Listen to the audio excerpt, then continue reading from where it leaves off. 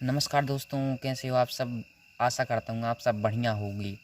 आज की इस वीडियो में हम संधि टॉपिक जो होता है उसको कवर करने वाले हैं। संधि और संधि के प्रकार, संधि कितने प्रकार की होती हैं और जो संधि स्वर संधि, व्यंजन संधि, विसर्ग संधि जो होती है इनमें किस प्रकार से भेद किया जाता है उसको समझेंगे।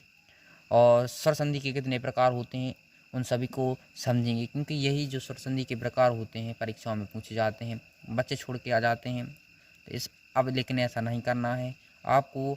ये 10 मिनट के वीडियो में आप पूरा कवर कर लेने वाले हो इस टॉपिक को अच्छी तरीके से। चलिए शुरू करते हैं आज का इस वीडियो। तो संधि की सबसे पहले हम परिभाषा देखेंगे।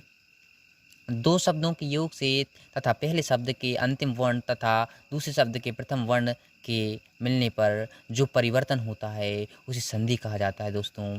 तो क्या होगा, दो शब्द होंगे, ठीक है, दो शब्द मिलेंगे तो उसको संधि, संधि मतलब कि योग होता है, जोड़ना होता है। जब दो शब्द जोड़ते हैं दोस्त तो संधि होती है।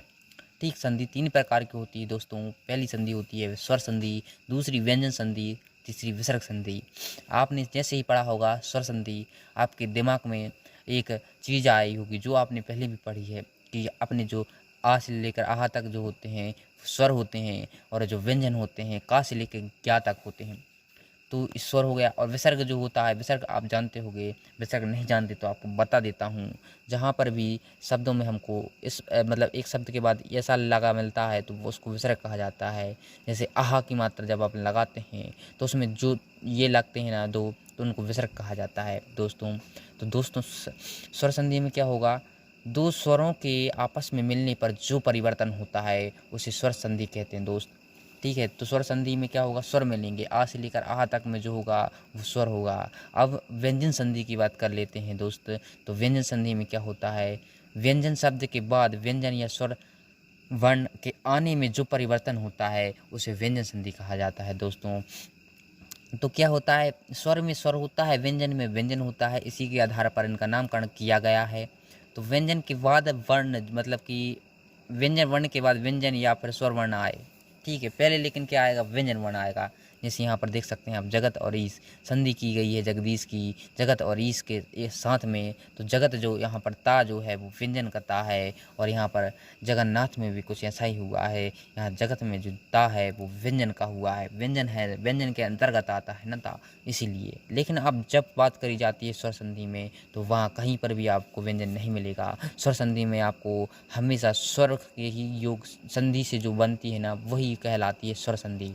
जैसे कपि है अपना, कपि आप लग जरूर रहा होगा, यहाँ पर पा है लेकिन नहीं, यहाँ पर जब कपि है ना, यहाँ पर ई की मात्रा है, मात्राओं पर जगह विशेष कर ध्यान देना होगा। कपि ई, यहाँ पर ई छोटी वाली ई की मात्रा है और यहाँ पर बड़ी वाली ई की मात्रा है, यहाँ इसीलिए कपीस बना। विद्या में आप देख सकते हैं आ बड़ा आ की मात्रा है, जो किसके अंतर्गत आता है, स्वर के अंतर्गत आता है दोस्त, इसीलिए यहाँ पर स्वर संधि होगी। अब हिमालय में आप देख सकते हैं, हिमालय में आ बड़ा आ छोटा आ आता है, इसीलिए यहाँ पर हिमालय होता है दोस्त। तो आप समझ सकते हैं स्वर और व्यंजन में जो डिफरेंट होता है क्या होता है। आप सोच रहे होंगे कि यहाँ पर तो माँ है, माँ तो व्यंजन के अंतर्गत आता है, लेकिन दोस्त हमेशा ये डिफरेंट आपको बता देता हूँ मैं कि जब भी यहाँ पर आप व्यंजन संधि करोगे ना तो उसमें आपको यहाँ पर हलंत नामक चीज़ जो होती है वो लगी मिलेगी, और जब आप स्वर संधि पढ़ोगे तो वहाँ हलंत नाम की जो चीज़ होती है वो नहीं होगी।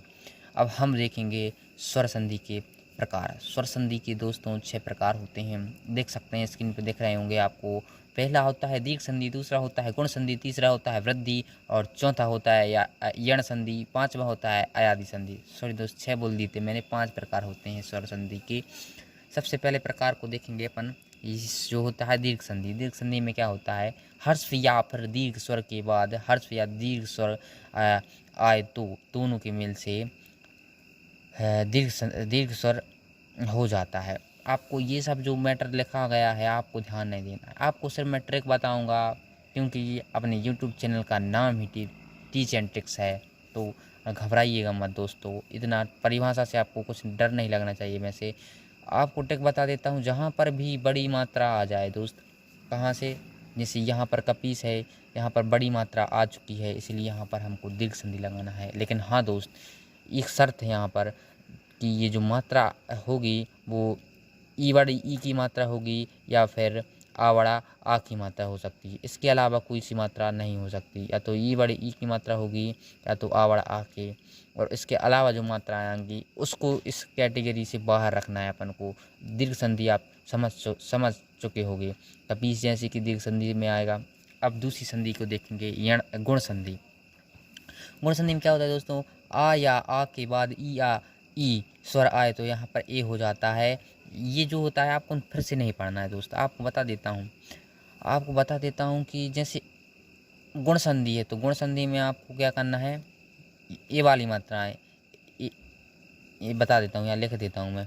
ये कौन वाली मात्रा है, एक ये वाली मात्रा आ जाए, एक ये वाली मात्रा आ जाए, एक कौन सी मात्रा आ जाए, ये वाली मात्रा आ जाए, ये वाली।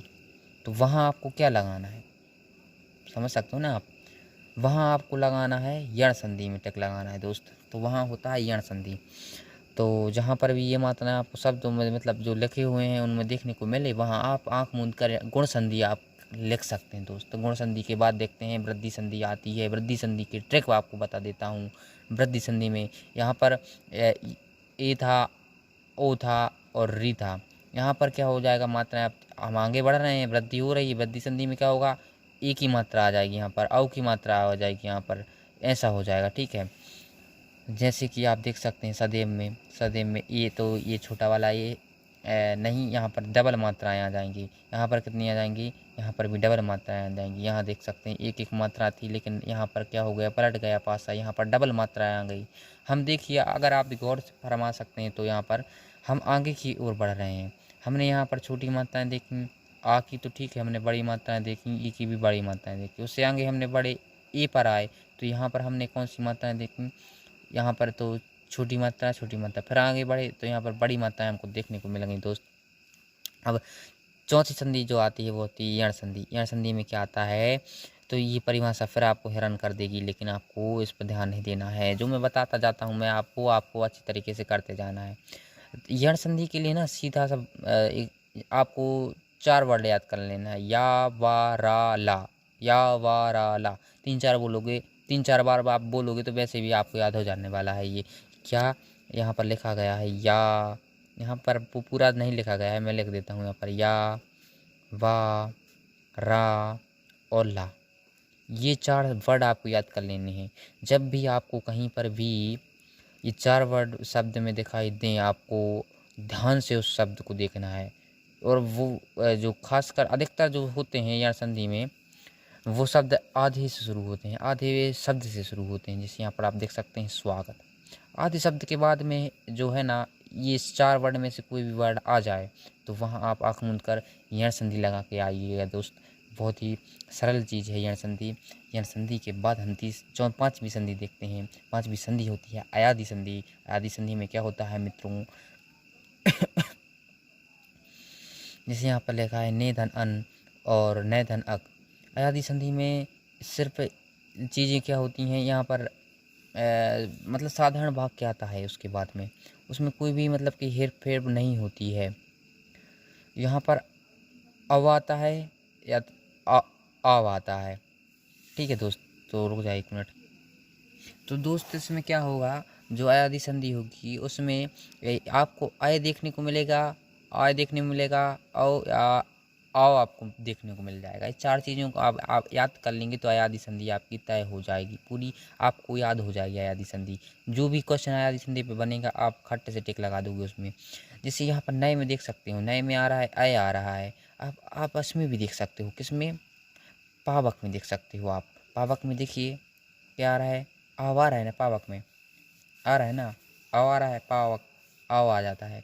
तो ये जो आप है ना 4 वर्ड आप देखेंगे, 4 वर्ड जहाँ पर भी आप शब्द में दिखाई देंगे, कौन कौन से अय, आय, औ और आओ, वहाँ आप आँख मूंद कर आप अयादि संधि लगा देना दोस्तों, वहाँ पर आपका नंबर नहीं काटा जाएगा। अब इसके बाद की जो संधि होती है व्यंजन संधि, इसके बारे में मैंने वीडियो जब चालू कर रहा था मैं तभी आपको थोड़ा बहुत बता दिया था, थोड़ा और बता देता हूँ। जैसे कि इस व्यंजन संधि में क्या होता है, जैसे उदाहरण से ही अपन समझ जाएंगे इसको। तो जगत और ईस में देख सकते हैं यहाँ हलंत लगा हुआ है, इसलिए ये जगदीश। आपको लेकिन इसकी संधि विच्छेद करना जरूर आना चाहिए। वैसे तो क्वेश्चन जब देता है वो तो संधि विच्छेद करके ही देता है, लेकिन अगर कई बार क्वेश्चन अगर पूछ लिया जाता है आपको बिना संधि विच्छेद करते हुए, तो आपको संधि विच्छेद करते आना चाहिए।